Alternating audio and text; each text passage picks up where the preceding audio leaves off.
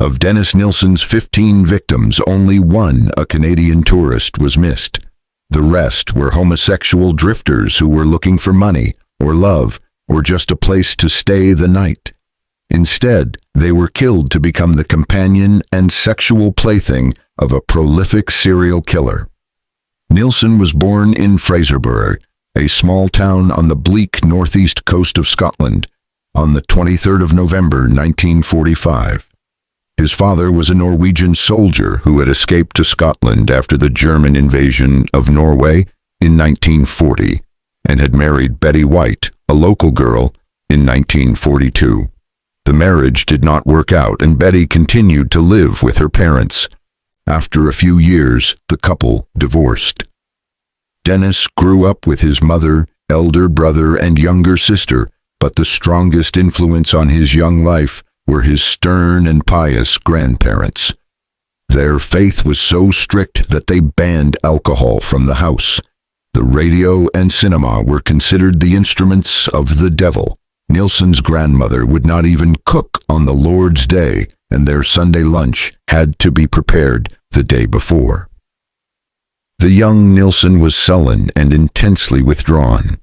The only person who could penetrate his private world was his grandfather, Andrew White. A fisherman, he was Nilsen's hero. He would regale the little boy with tales of the sea and his ancestors lost beneath its churning waves. When Andrew White died of a heart attack at sea in 1951, his body was brought home and laid out on the dining room table. Dennis was invited to come and view his granddad, so at the age of 6, he got his first glimpse of a corpse. From that moment, the images of death and love fused in his mind. He left school at 15 and went into the army. After basic training, he joined the catering corps. There, he was taught how to sharpen knives and how to dissect a carcass. During his life in the army, Nilsen only had one close friend. He persuaded him to pose for photographs, sprawled on the ground as if he had been killed in battle. One night in Aden, Nilsen was drunk and fell asleep in the back of a cab. He woke to find himself naked, locked in the boot. When the cab driver returned, Nilsen played dead. Then, as he was manhandled out of the boot, Nilsen grabbed a jack-handle and beat him around the head. Nilsen never knew whether he had killed the man. After that, he began having nightmares of being raped, tortured, and mutilated. After 11 years in the army, Nilsen left to join the police force instead. Part of his training included a visit to a mortuary. The partially dissected corpses fascinated Nilsen. He did well in the police, but his private life was gradually disintegrating. Death became an obsession. He liked to masturbate while pretending to be a corpse, lying naked in front of a mirror with blue paint smeared on his lips and his skin whitened with talcum powder.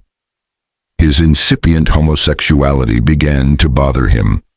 After 11 months in the police force, he caught 2 men committing an act of gross indecency in a parked car.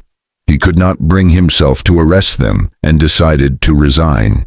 He went to work interviewing applicants at the job centre in London's Charing Cross Road, where he became branch secretary of the Civil Service Union and developed increasingly radical political views.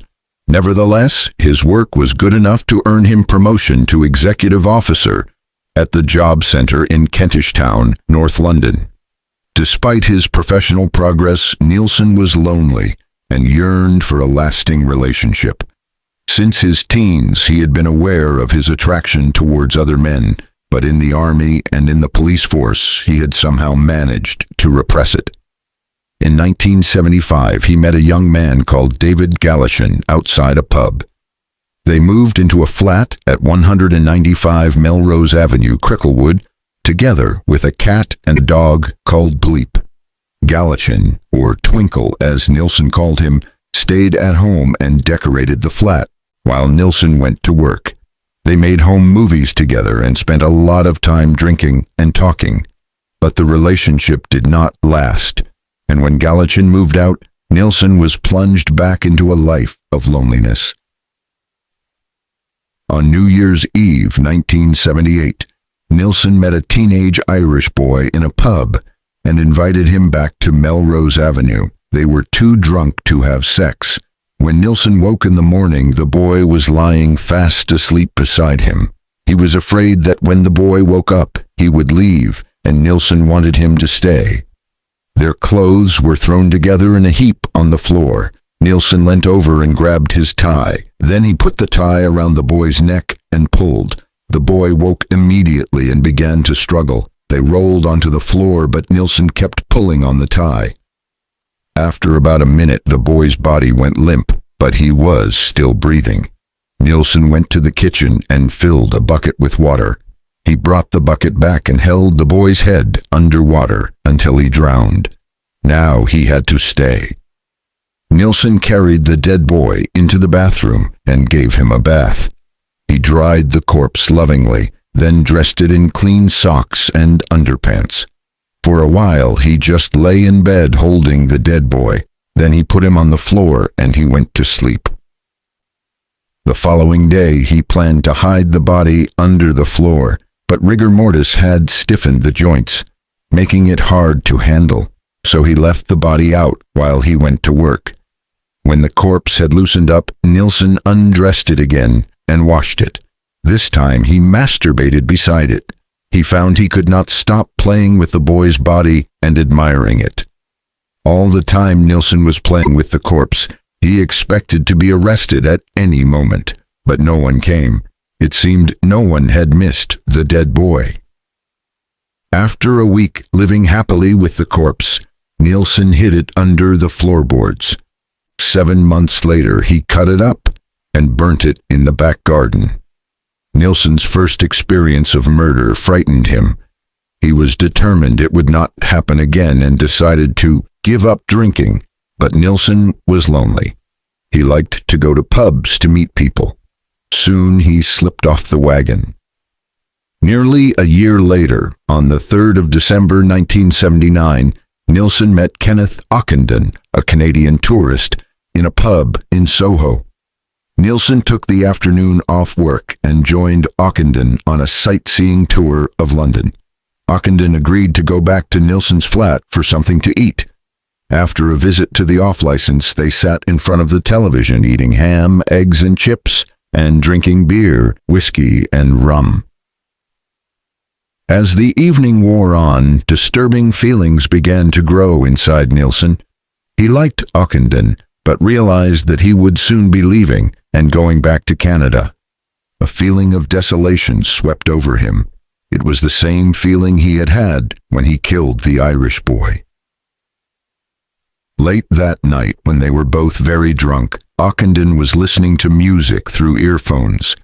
NILSEN put the flex of the earphones around Ockenden's neck and dragged him struggling across the floor. When he was dead, NILSEN took the earphones off and put them on himself. He poured himself another drink and listened to records.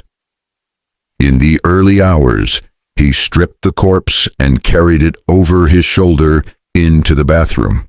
When the body was clean and dry, he put it on the bed and went to sleep next to it.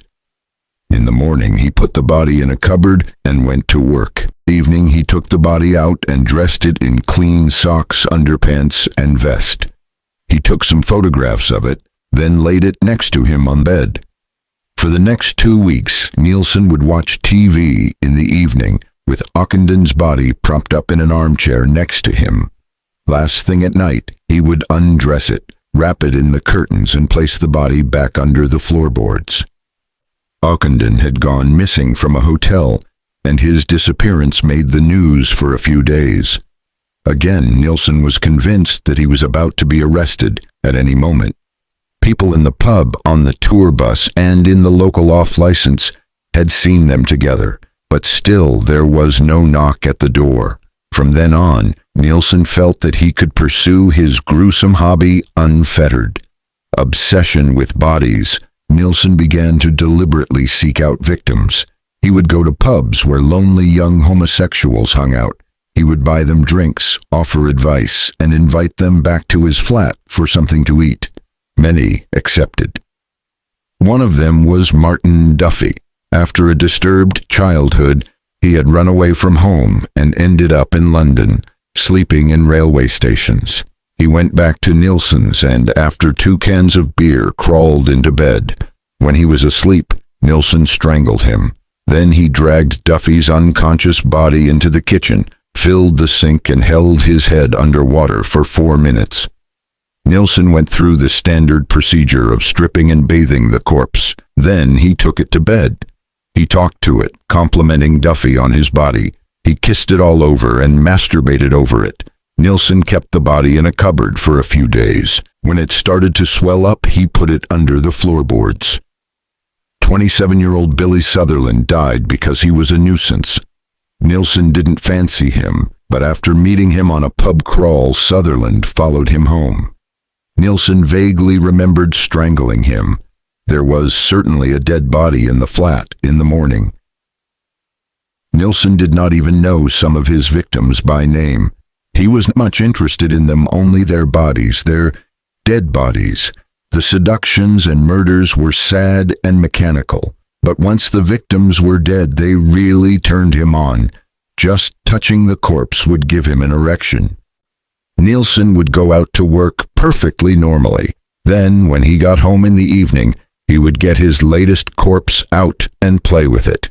It was a thrill to own a beautiful body. He would hold the corpse in a passionate embrace and talk to it, and when he was finished with it, he would stuff it under the floorboards.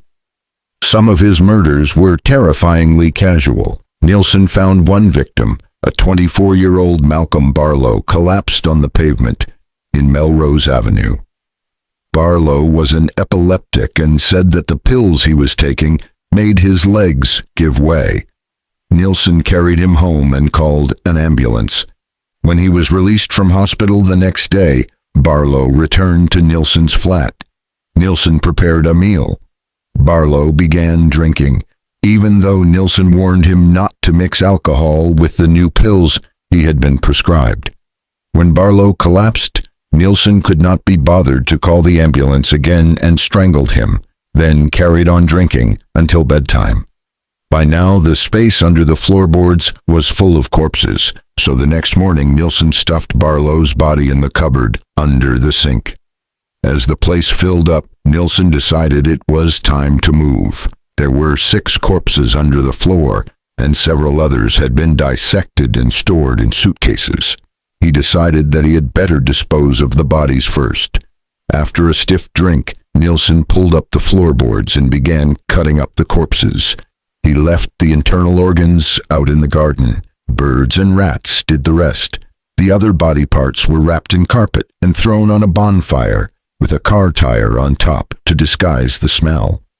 NILSEN moved to an attic flat at 23 Cranley Gardens, Muswell Hill. This was a deliberate attempt to stop his murderous career.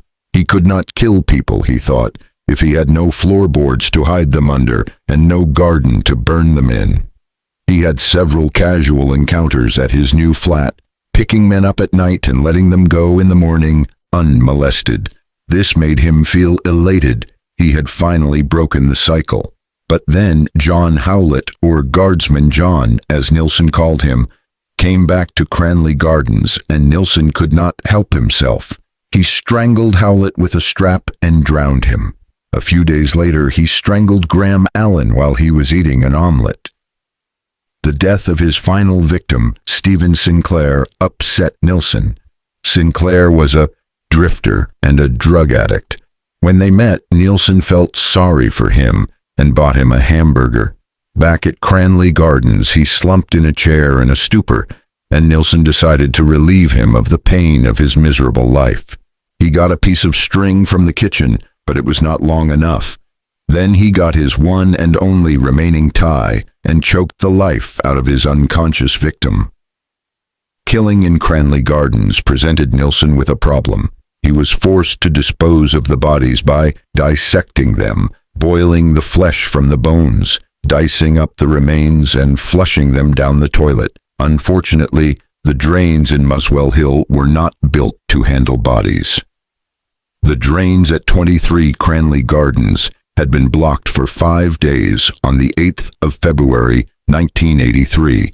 when Dino Rod sent Michael Catron to investigate. He quickly determined that the problem was not inside, but outside the house. At the side of the house, he found the manhole that led to the sewers. He removed the cover and climbed in. At the bottom of the access shaft, he found a glutinous gray sludge. The smell was awful. As he examined it, more sludge came out of the pipe that led from the house. He called his manager and told him that he thought the substance he had found was human flesh. Next morning, Catron and his boss returned to the manhole, but the sludge had vanished. No amount of rainfall could have flushed it through. Someone had been down there and removed it. Catron put his hand inside the pipe that connected to the house and pulled out some more meat and 4 small bones. One of the tenants in the house said that they had heard footsteps on the stairs in the night and suspected that the man who lived in the attic flat had been down to the manhole. The police were called. Detective Chief Inspector Peter J. took the flesh and bones to Charing Cross Hospital. A pathologist there confirmed that the flesh was, indeed, human. The tenant of the attic flat was out at work when Jay got back to Cranley Gardens. At 5:40 p.m. that day, NILSEN returned. Inspector J met him at the front door and introduced himself. He said he had come about the drains. NILSEN remarked that it was odd that the police should be interested in drains. Inside NILSEN's flat, Jay explained that the drains contained human remains. "Good grief, how awful!" NILSEN exclaimed. Jay told him to stop messing about. "Where's the rest of the body?" Jay asked. After a short pause, NILSEN said, "In 2 plastic bags in the wardrobe next door. I'll show you." He showed Inspector J the wardrobe. The smell coming from it confirmed what he was saying. "I'll tell you everything," NILSEN said. "I want to get it off my chest. Not here, but at the police station." The police could scarcely believe their ears when NILSEN admitted killing 15 or 16 men. But in the wardrobe in NILSEN's flat, they found 2 large black bin liners. In one, they found a shopping bag containing the left side of a man's chest, including the arm. A second bag contained the right side of a chest and arm. In a third, there was a torso with no arms, legs, or head. A fourth was full of human offal. The unbearable stench indicated that the bags had evidently been closed for some time. In the second bin liner, there were 2 heads, one with the flesh boiled away, the other largely intact, and another torso. The arms were still attached, but the hands were missing. One of the heads belonged to Stephen Sinclair. NILSEN had severed it only 4 days earlier and had started simmering it in a pot on the kitchen stove. Under a drawer in the bathroom, the police found Sinclair's pelvis and legs. In a tea chest in NILSEN's bedroom, there was another torso, a skull, and more bones. The police also examined the gardens at 195 Melrose Avenue. They found human ash and enough fragments of bone to determine that at least 8 people, probably more, had been cremated there. With NILSEN under arrest, intended victims who had escaped came forward. NILSEN was eventually charged with 6 counts of murder and 3 of attempted murder. His solicitor had one simple question for NILSEN. "Why?" "I'm hoping you will tell me that," NILSEN said. NILSEN intended to plead guilty, sparing the jury and the victims' families the details of the horrendous crimes. Instead, his solicitor persuaded him to claim diminished responsibility. He was sentenced to life imprisonment with the recommendation that he serve at least 25 years. He had served 35 when he died in 2018, aged 72.